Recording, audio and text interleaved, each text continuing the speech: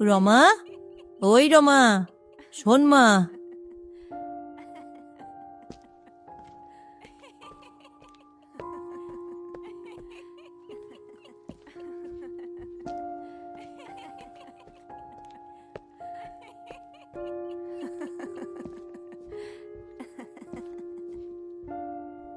কাল ভোরে সূর্য ওঠার আগেই কিন্তু ফুলগুলো তুলবি।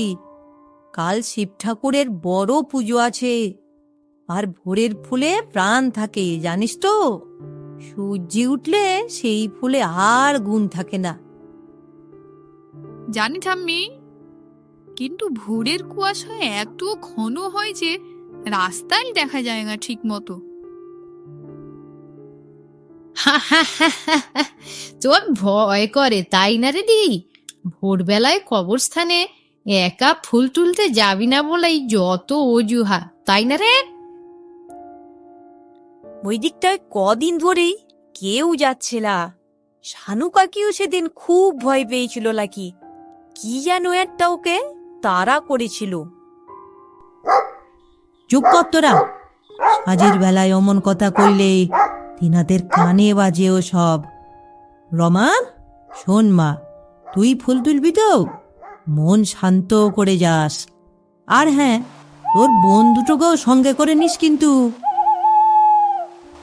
ঠিক আছে ঠাম্মি, কাল একটু আগেই যেতে হবে, ফুল বেশি দরকার পড়বে, বড় করে পুজো আছে। শোন দিদি ভাই, ভোরের আলো ফোটার আগে যাস না যেন। কবরস্থানের দিকটা কেমন যেন গুম মেরে থাকে, বুঝলি? রমা চুপ করে মাথা নাড়ে। ঠিক আছে, কিন্তু চোখে মুখে তার কৌতূহল জ্বলে ওঠে। আর যদি কেউ পিছন থেকে ডাকে, তুই কিন্তু দৌড়ে পালাস দিদি, ঠিক আছে? সবাই ঠাট্টা করে হেসে উঠল, শুধু ঠাম্মা হাসে না, তার মনে এক পুরানো ভয় জেগে ওঠে।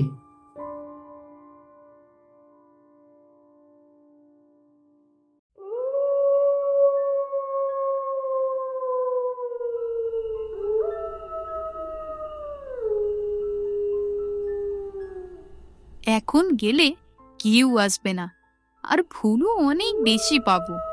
বোনদের ডাকবো না, ওরা শুধুই মজা করবে। সে আলতো করে চাদরটা গায়ে জড়ালো, হাতে ফুলের থালি নিয়ে চুপি চুপি দরজার কপাট ঠেলে বাইরে বেরোলো।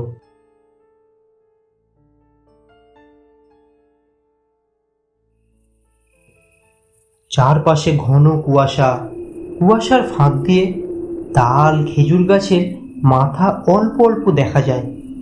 নদীর দিক থেকে ঠান্ডা বাতাস এসে লাগছে মুখে।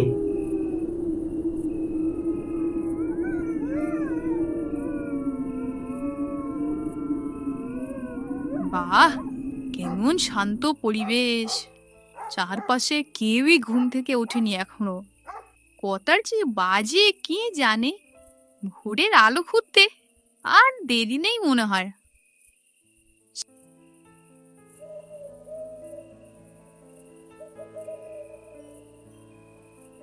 শিউলিগুলো এখনই ঝরে পড়ছে, দেরি করলে সব শুকিয়ে যাবে। কটা ধুতরাও তুলে নিতে হবে মনে করে। এমন সময় পিছন থেকে কারো পায়ের শব্দ।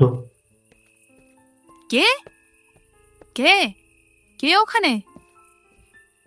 পুরো নিস্তব্ধ, কুয়াশার ভেতর কিছুই দেখা যায় না। বোধহয় কুত্তা হবে। ঠাম্মি বলেছিল ভয় লাগলে শিব নাম জপবি। তাই করি। ওম নমঃ শিবায়, ওম নমঃ শিবায়, ওম নমঃ শিবায়, ওম নমঃ শিবায়। হাঁটতে হাঁটতে সে বাঁশবনের ভেতর ঢোকে। শুকনো পাতার উপর চলতে খসখস শব্দ হচ্ছে। চারপাশটা এতই নিঝুম যে ঝিঝি পোকার শব্দ স্পষ্ট শোনা যায়। এই বাঁশবনটা পেরোলেই বড় শিউলি গাছটা পড়বে। তাড়াতাড়ি ফুল তুলে ফিরতে হবে।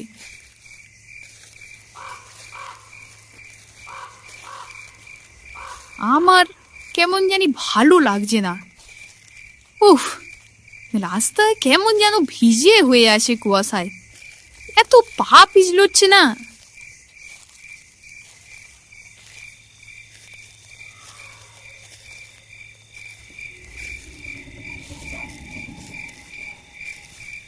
এমন সময় দূরে এক মৃদু কণ্ঠস্বর। এই যে রমা, শুনছিস? রমা থমকে দাঁড়ায়, হৃদস্পন্দন বেড়ে ওঠে তার। কে ডাকছে? কোনো উত্তর নেই। ঘন কুয়াশার মাঝে চারপাশের বাঁশবন ছাড়া আর কিছুই দেখা যায় না। না না না না না না, এত দূরে এসে ভয় পেলে চলবে না। তাড়াতাড়ি ফুল কুলিয়ে বাড়ি ফিরতে হবে। এদিকটায় তেমন কেউই আসে না। সে আবার হনহনিয়ে হাঁটা শুরু করে। বিলের ধারে পৌঁছে দেখে সামনে পুরানো সেই বটগাছ, তারই পাশ থেকে কবরস্থানের শিউলি গাছের কাছে যাওয়ার রাস্তা।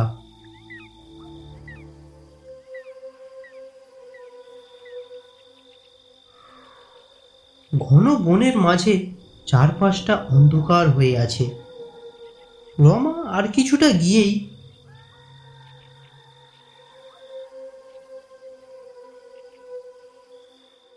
ওই তো গাছটা, যাই চটপট ফুলকোটা তুলে নি। একটু তাড়াতাড়ি ফিরতে হবে, নইলে আবার ঠাম্মি বকবে।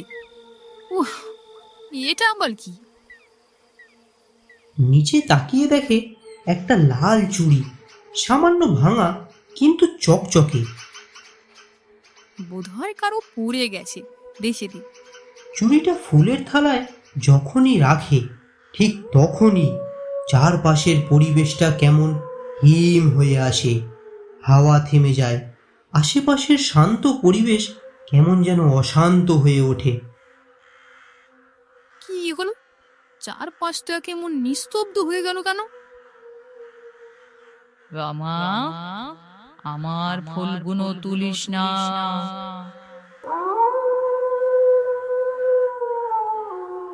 রমার বুকটা ধড়াস করে ওঠে, চোখগুলো তার বড় বড় হয়ে যায়। সে চেয়ে দেখে কুয়াশার ভেতর এক ঝাপসা ছায়ামূর্তি, সারা শরীর সাদা কাপড়ে মোড়া, চুলগুলো সব ভয়ঙ্কর ভাবে হাওয়ায় উড়ছে। তার পা দেখা যাচ্ছে না, একটু স্পষ্টভাবে দেখলে না না না না, তার শুধু পা দেখা যাচ্ছে না তা নয়, আসলে সে তো শূন্যে ভেসে আছে। শুকনো শুকনো গলায় রমা বলল, কে কে কে কে কে তুমি? কি কি চাই এখানে? তুই এখন এখানে কেন এলি? ওরা ঘুমাচ্ছে না? তুই কেন জাগালি ওদের? আমি আমি ফুল তুলতে এসেছি, শিব পুজোর ফুল। আর আর আমি কাকেই বা জাগালাম? হ্যাঁ, ওরা সব জেগে উঠেছে এখন। আর ওই ফুলগুলো আমাদের রক্তে ফুটেছে। ছায়ামূর্তিটা আস্তে আস্তে রমার দিকে এগিয়ে আসে। না, এদিকে এদিকে এসো না, এদিকে এসো না বলছি। আমি আমি আমি জানতাম না, আমি জানতাম না, তাই এসেছি। এখন তো জানলি, কিন্তু এখন যে অনেক দেরি হয়ে গেছে। রমা ভয়ে দৌড়ে পালিয়ে যায় সেখান থেকে। বিলের ধারে তার পায়ের ছাপ হারিয়ে যায় কাদায়, আর লাল চুড়িটা হাত থেকে পড়ে যায় ওই বটগাছেরই নিচে। ছায়ামূর্তিটা সেটা হাতে তুলে নেয়, তার ঠোঁটের কোণে একটা ঠান্ডা হাসি।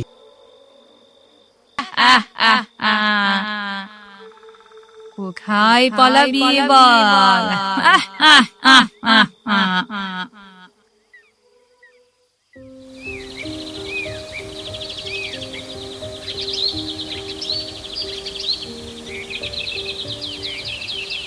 ঠাম্মা, ঠাম্মা, ও ঠাম্মা, তাড়াতাড়ি এসো এদিকে।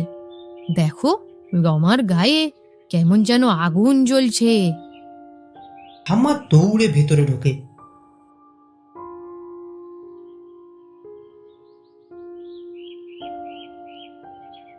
কি বলছিস? কাল রাতে তো ঠিকই ছিল, তাহলে হুট করে কি হলো? না ঠাম্মি, ও না রাতে বাইরে গিয়েছিল মনে হয়। চুলে দেখো শিশির লেগে, কাপড় চোপড় সব ভিজে। চোখগুলো দেখো কেমন যেন লাল হয়ে আছে। ঠাম্মি রমার পাশে বসে কপালে হাত রাখে। ও মা, জ্বরটা তো ভালোই এসেছিলে রমা। চোখ খুলতো দেখি মা। রমা আধখোলা চোখে কাঁপা কাঁপা গলায় বলে ওঠে, ঠাম্মি, আমি আমি না ফুল তুলতে গেছিলাম। কখন? ঠিক জানি না, তাও 3টে হবে। সবাই ঘুমিয়েছিলে তোমরা, ভাবলাম একটু আগে গেলে বেশি ফুল পাবো। 3টের দিকে? আরে মূর্খ মেয়ে, আমি তোকে বলেছিলাম না ভোরের আগে ওখানে যাবি না? কি করলি এটা তুই? ঠাম্মি, ও না কিছু বলছিল, কেউ নাকি ওকে নাম ধরে ডাকছিল। ও কথা বলেছিল? কি বলছিল ও? আমি আমি কাউকে দেখতে পাইনি। কুয়াশার ভেতর একটা একটা ছায়া, সাদা কাপড় পরা, শুধু বলল, মামার ফুল তুলিস না। তুই কি কিছু তুলেছিস ওখান থেকে? একটা চুড়ি চুড়ি পেয়েছিলাম মাটিতে, কিন্তু ওটা ওখানেই না পড়ে গেছে। হা, ওই চুরিটাই সর্বনাশের চিহ্ন। ওটা ওখানেই রয়ে গেছে, এটাই যা শান্তি, না হলে আর রক্ষে হতো না। ওরা চায় না ভোরের আগে কেউ ওখানে যাক, ওদের কেউ বিরক্ত করুক। ওরা যে ওখানেই থাকে। ঠাম্মি, মোরা মানে কে? ঠাম্মি ভয়ে ভয়ে বাইরের দিকে তাকায়, তারপর মৃদুস্বরে বলে ওঠে, তোরা এখন ছোট, তোরা বুঝবি না ওসব।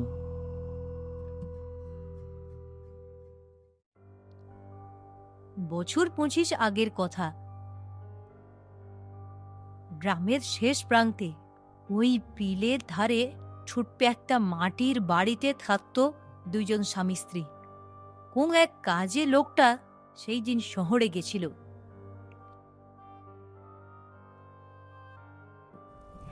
সেই রাতেই হঠাৎ বাড়িটায় আগুন লাগে। আগুন এত দ্রুত ছড়িয়ে পড়েছিল যে কেউ কিছু বুঝে ওঠার আগেই সব শেষ হয়ে যায়। মেয়ে যে ছিল গর্ভবতী, তার চিৎকার মিশে গিয়েছিল আগুনের গর্জনের সঙ্গে। কেউই তাকে আর বাঁচাতে পারেনি।